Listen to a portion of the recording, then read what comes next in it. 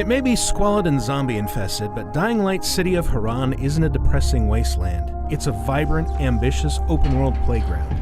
Here, buildings are for climbing, the undead are there to be destroyed in creative ways, and there's always something interesting to be discovered nearby. It takes a while for that to become clear, though. At first, you might even think Dying Light is really about running scared from mobs of seemingly unconquerable zombies. Don't be fooled. I'm here to make a deal. A deal. Fantasy, no doubt. Desperate times. And what do you offer in return? Your services? Your loyalty? Perhaps I should take both.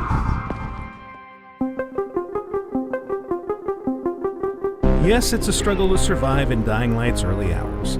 Combat is initially clumsy, with the diverse and deadly zombies able to soak up a disturbing amount of punishment before they die for good. Jumping, which is unintuitively mapped to shoulder buttons on consoles, can take a while to get used to. Getting mobbed is usually a death sentence. So is attracting the attention of the much more dangerous things that come out when daytime dynamically gives way to night, at which point the focus shifts to tense stealth, or if you're discovered, an adrenaline-pumping sprint for the nearest safe point.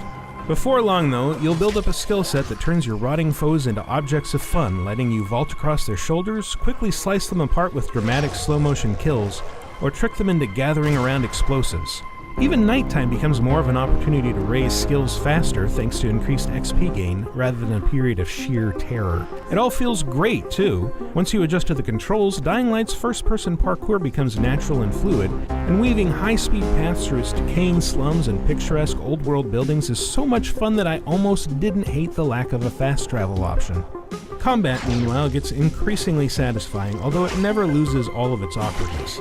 Even when expertly shredding zombies with elementally charged tools of death I built myself, strikes are still heavy and clumsy, and while the guns you'll find later can pop heads from a distance, their low rate of fire and zombie-attracting noise makes them more of an occasional quick fix than a game-changing weapon.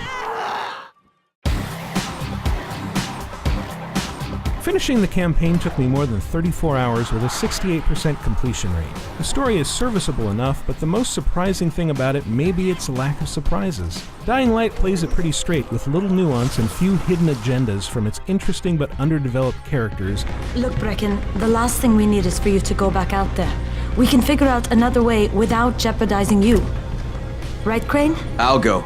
And entertainingly cliché villains. In a way, it's almost refreshing, even if the end result is nothing special.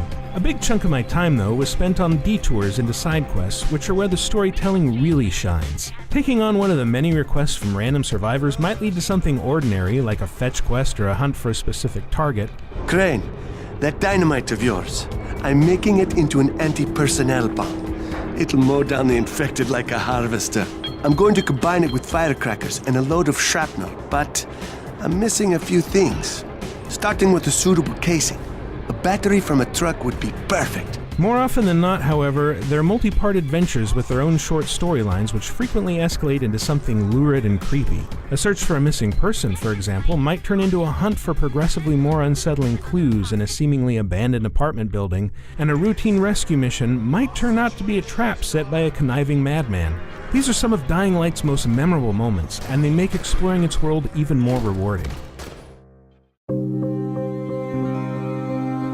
While it's entirely playable as a single-player game, Dying Light is, like most things, better with friends along. Up to 3 co-op partners can jump in to help you carve up undead hordes or watch your back while you're picking locks, and while the online matchmaking is still fairly hit or miss on PS4, sessions are smooth and stable once they get going. It's also useful to have friends around if your game is invaded through the Be the Zombie mode, which lets a random player jump into your world as a superpowered monster with zipline tendrils and zombie summoning spit. Playing as said monster is hugely enjoyable, especially after you've unlocked some of its grosser attacks, but feels one-sided unless you're going up against at least 2 human players. Beginning as a furtive, desperate survival horror experience, Dying Light gradually and gratifyingly evolves into a fast, hyper-violent celebration of vertical freedom and zombie destruction.